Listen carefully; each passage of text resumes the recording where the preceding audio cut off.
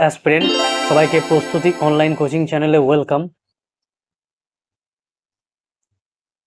এটা আমাদের জিকে সম্পর্কিত একটি ভিডিও। তো দেখো প্রথম কোশ্চেনটা তোমাদের জন্য কি রয়েছে, যে বিখ্যাত সঙ্গীতজ্ঞ বিভূতিভূষণ বন্দ্যোপাধ্যায় কত সালে ভারতরত্ন পেয়েছিলেন? বিখ্যাত সঙ্গীতজ্ঞ বিভূতিভূষণ বন্দ্যোপাধ্যায় কত সালে ভারতরত্ন পুরস্কারে সম্মানিত হয়েছিলেন বলো? তো সেক্ষেত্রে আমাদের সঠিক উত্তরটা হয়ে যাবে অপশন বি, অর্থাৎ 2019 সালে। আর 2019 সালে বিভূতিভূষণ বন্দ্যোপাধ্যায় ছাড়াও আর কে ভারতরত্ন পেয়েছিলেন? না, সেক্ষেত্রে বলবো প্রণব মুখার্জি ও নানাজি দেশমুখ। আর 2019-এর পর ডাইরেক্ট 2024-এ আবার ভারতরত্ন প্রদান করা হয়েছে। তো 2024 সালে তাহলে কে কে পেয়েছেন? না, বিহারের প্রাক্তন মুখ্যমন্ত্রী কর্পূরী ঠাকুর, এল.কে. আডবাণী, আর প্রাক্তন প্রধানমন্ত্রী পি.ভি. নরসিমহা রাও, আর এছাড়া বলতে গেলে যে প্রাক্তন প্রধানমন্ত্রী চৌধুরী চরণ সিং ও সবুজ বিপ্লবের জনক এম.এস. স্বামীনাথন, এই কয়জনকেও 2024 সালে পুনরায় ভারতরত্ন পুরস্কার দেওয়া হয়েছে। ঠিক আছে, বেশ, চলো পরবর্তী কোশ্চেনটা কি আছে দেখি। যে ড্রিবলিং শব্দটি কোন খেলার সাথে যুক্ত? ড্রিবলিং শব্দটি কোন খেলার সাথে যুক্ত বলো? এক্ষেত্রে সঠিক উত্তর হয়ে যাবে অপশন বি, অর্থাৎ বাস্কেটবল। ড্রিবলিং শব্দটি কোন খেলার সঙ্গে যুক্ত? না, বাস্কেটবল খেলার সাথে যুক্ত। ঠিক আছে, চলো পরবর্তী কোশ্চেনটা দেখি। যে আন্তর্জাতিক অলিম্পিক দিবস কবে পালিত হয়? আন্তর্জাতিক অলিম্পিক দিবস জানো, কিছুদিন আগেই গ্রীষ্মকালীন অলিম্পিক কমপ্লিট হয়ে এখন গ্রীষ্মকালীন প্যারা অলিম্পিক চলছে। তো বলো, গ্রীষ্মকালীন আন্তর্জাতিক অলিম্পিক দিবস কবে পালিত হয়? তো এক্ষেত্রে সঠিক উত্তরটা হয়ে যাবে 23শে জুন। 23শে জুন আন্তর্জাতিক অলিম্পিক দিবস পালিত হয়। আর এখান থেকে যদি বলি যে 2024 সালে গ্রীষ্মকালীন অলিম্পিক দিবসের আসর বা হোস্ট কে ছিল? না, ফ্রান্সের প্যারিস শহর। ফ্রান্সের দেশ বললে ফ্রান্স, আর কোন শহরে তাদের আয়োজন করা হয়েছিল? না, প্যারিস শহরে। ঠিক আছে, চলো পরবর্তী কোশ্চেনটা দেখি। যে 2011 জনগণনা অনুযায়ী কোন রাজ্যে জনসংখ্যা বৃদ্ধির হার সর্বাধিক? আমরা জানি যে 2011-র পর এখনও আর জনগণনা হয়নি, তাই যে প্রশ্নগুলো আসে জনগণনা থেকে, তো 2011 বেশি সেগুলো জনগণনা হয়। তো বলো, 2011 জনগণনা অনুযায়ী কোন রাজ্যে জনসংখ্যা বৃদ্ধির হার বেশি? তো বলো। এক্ষেত্রে সঠিক উত্তর হয়ে যাবে অপশন এ, অর্থাৎ মেঘালয়। মেঘালয় রাজ্যে 2011 জনগণনা অনুযায়ী জনসংখ্যা বৃদ্ধির হার সর্বাধিক। আর যদি বলি যে জনসংখ্যা বৃদ্ধির হার কম, তাহলে হয়ে যাবে কিন্তু নাগাল্যান্ড। আর যদি বলি যে 2011 জনগণনা অনুযায়ী কোন রাজ্যের জনসংখ্যা সব থেকে বেশি, তাহলে হয়ে যায় উত্তরপ্রদেশ।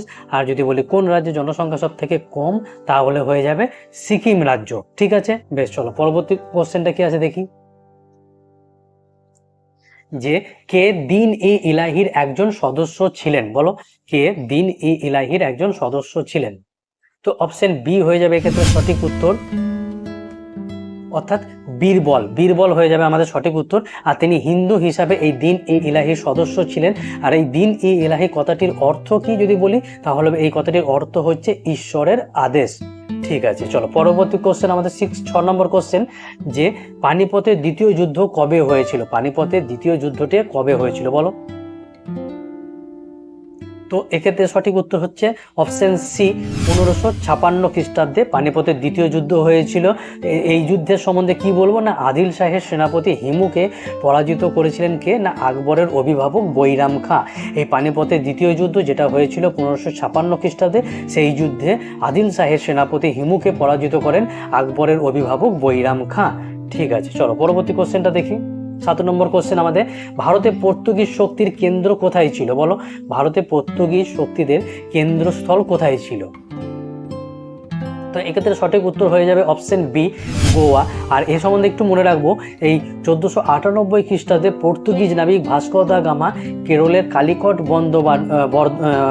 বন্দরে, যেটা বর্তমান নাম হচ্ছে কোজিকোড, সেই বন্দরে এসে পৌঁছেছিলেন। 1498 খ্রিস্টাব্দে পর্তুগিজ নাবিক ভাস্কো দা গামা কেরলের কালিকট বন্দর, যার বর্তমান নাম কোজিকোড, সেই বন্দরে এসে পৌঁছেছিলেন। ঠিক আছে, চলো পরবর্তী কোশ্চেনটা দেখা যাক। 8 নম্বর, 1857 সালে মহাবিদ্রোহের সময় ভারতের গভর্নর জেনারেল কে ছিলেন? 1857 সালের মহাবিদ্রোহের সময় ভারতের গভর্নর জেনারেল কে ছিলেন বলো?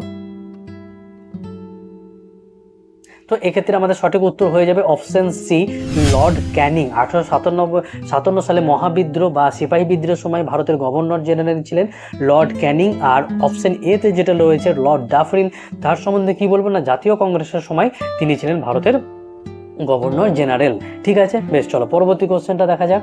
9 নম্বর কোশ্চেন, কোন জ্বালানিটি সর্বনিম্ন পরিবেশ দূষণ করে থাকে? কোন জ্বালানিটি সর্বনিম্ন পরিবেশ দূষণ করে থাকে? বলো, চারটে অপশনের মধ্যে কোনটা হবে? না, অপশন কোনটা হয়ে যাবে? অপশন বি, অর্থাৎ হাইড্রোজেন। হাইড্রোজেন এক্ষেত্রে আমাদের হয়ে যাবে সঠিক উত্তর। ঠিক আছে, চলো 10 নম্বরটা দেখা যায়। হেপাটাইটিস বা হেপাটাইটিস বি রোগটি কিসের সংক্রমণে হয়? হেপাটাইটিস বা হেপাটাইটিস বি, যাই খুশি বলো, রোগটি কিসের সংক্রমণে হয়ে থাকে বলো? তো এক্ষেত্রে সঠিক উত্তর হবে অপশন বি, অর্থাৎ ভাইরাস। ভাইরাসের সংক্রমণে হেপাটাইটিস বি রোগটি হয়ে থাকে। ঠিক আছে, পরবর্তী কোশ্চেন 11 নম্বর, যে মানুষের হাড়ের সাথে পেশি সংযোগকারী টিস্যু হিসাবে পরিচিত কি? মানুষের হাড়ের সঙ্গে পেশির যে সংযোগ করে সেই টিস্যুটাকে কি নামে কি বলা হয় বলো? তো এক্ষেত্রে আমাদের সঠিক উত্তরটা কি হয়ে যাবে? না, টেন্ডন। টেন্ডন হয়ে যাবে এক্ষেত্রে সঠিক উত্তর, অর্থাৎ অপশন বি হয়ে গেল সঠিক।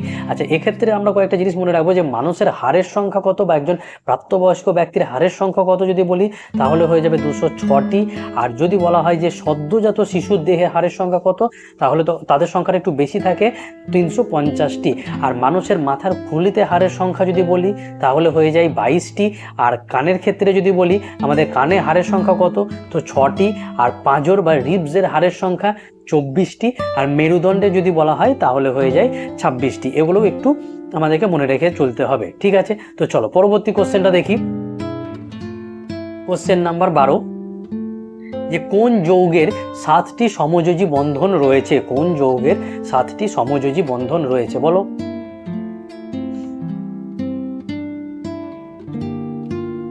এক্ষেত্রে আমাদের সঠিক উত্তরটা কি হয়ে যাবে? না, অপশন বি হয়ে যাবে সঠিক উত্তর, অর্থাৎ ইথেন হয়ে যাবে আমাদের এক্ষেত্রে সঠিক উত্তর।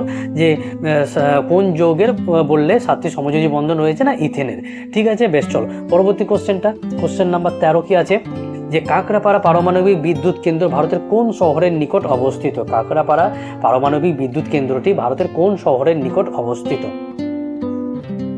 তো এক্ষেত্রে আমাদের সঠিক উত্তরটা হয়ে যাবে অপশন বি, গুজরাটের সুরাট। গুজরাটের সুরাট, কাঁকড়াপাড়া পারমাণবিক বিদ্যুৎ কেন্দ্রটি গুজরাটের সুরাটের নিকট অবস্থিত।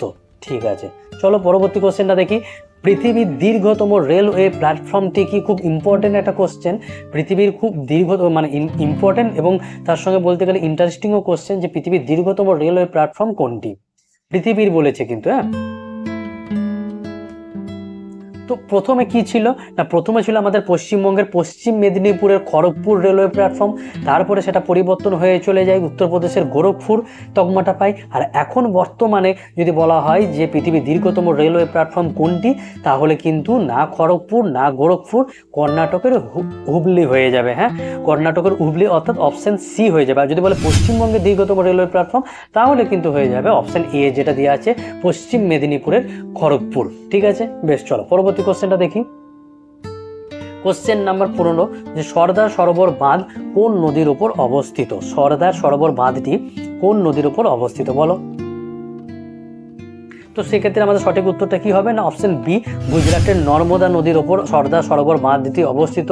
আর এই নদীপথেই খুব ইম্পর্টেন্ট জিনিস, এই নদীপথেই মধ্যপ্রদেশের ধোঁয়াধর জলপ্রপাত অবস্থিত। এবং যদি বলি যে নর্মদা বাঁচাও আন্দোলনের সঙ্গে নেতৃত্ব কে দিয়েছিলেন, সেক্ষেত্রে আমাদের উত্তরটা হয়ে যাবে মেধা পাটেকর। মেধা পাটেকর নর্মদা বাঁচাও আন্দোলনের সঙ্গে নেতৃত্ব দিয়েছিলেন। ঠিক আছে, চলো পরবর্তী কোশ্চেনটা দেখি। 16 নম্বর কোশ্চেন কি হয়ে যাবে?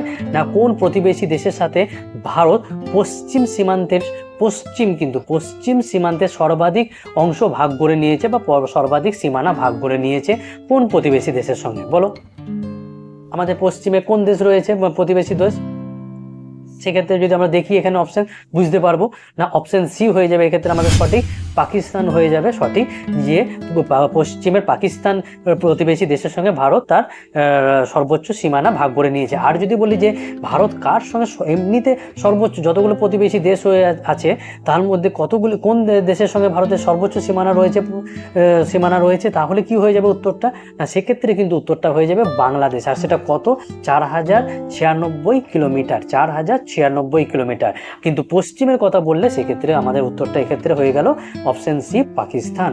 ঠিক আছে, বেশ চলো পরবর্তী কোশ্চেনটা দেখি। 17, পশ্চিমবঙ্গের কোন জেলায় বিভূতিভূষণ বন্যপ্রাণী অভয়ারণ্য অবস্থিত? পশ্চিমবঙ্গের কোন জেলায় বিভূতিভূষণ বন্যপ্রাণী অভয়ারণ্য অবস্থিত? বলো। অপশন বি হয়ে যাবে এক্ষেত্রে সঠিক, উত্তর চব্বিশ পরগনা, উত্তর চব্বিশ পরগনা জেলায়। আর এই জেলার সদর শহর, উত্তর চব্বিশ পরগনা জেলার সদর শহর যদি বলি তাহলে কি হয়ে যাবে না, বারাসাত হয়ে যাবে। আর এখান থেকে উত্তর চব্বিশ পরগনা জেলা সম্বন্ধে বলতে গেলে বলবো যে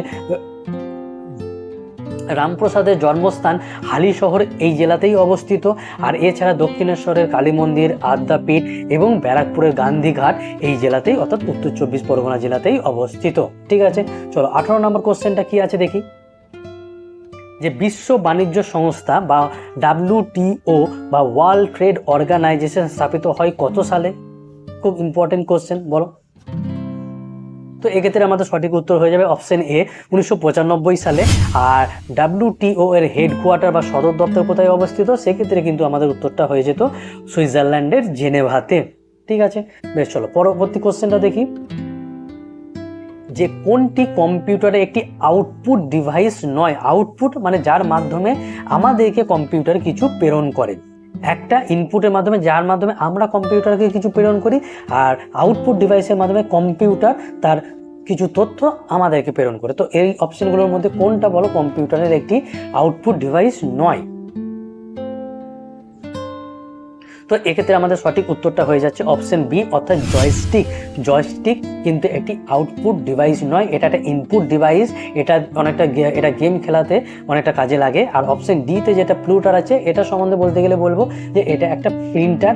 আর প্রিন্টারের মাধ্যমে যে কোনো জিনিস আমরা প্রিন্ট করে নিই, তো এটা একটা আউটপুট ডিভাইস, তাই না? প্রিন্টের মাধ্যমে আমরা কোনো কিছুকে প্রিন্ট করে হার্ড কপি নিয়ে নিই, তো সেটা একটা আউটপুট ডিভাইস। কিন্তু এখানে বলেছে নয়, মানে ইনপুট ডিভাইস। জয়স্টিক আছে, আরও ইনপুট ডিভাইস কি মাউস হয়ে যাবে, কিবোর্ড হয়ে যাবে, এগুলো আউটপুট ডিভাইস যদি বলা হয়। আর কি হবে, মনিটর হয়ে যাবে, ইত্যাদি জিনিসগুলো আউটপুট ডিভাইস। তো এক্ষেত্রে নয় বলেছে, তাই আমাদের অপশন বি জয়স্টিক হয়ে গেল। কারণ এটা গেম খেলাতে ব্যবহার করা হয়, আর যার মাধ্যমে আমরা কম্পিউটারকে ইনস্ট্রাকশন দিই যে গেমটা আমরা কীভাবে খেলতে চাইছি।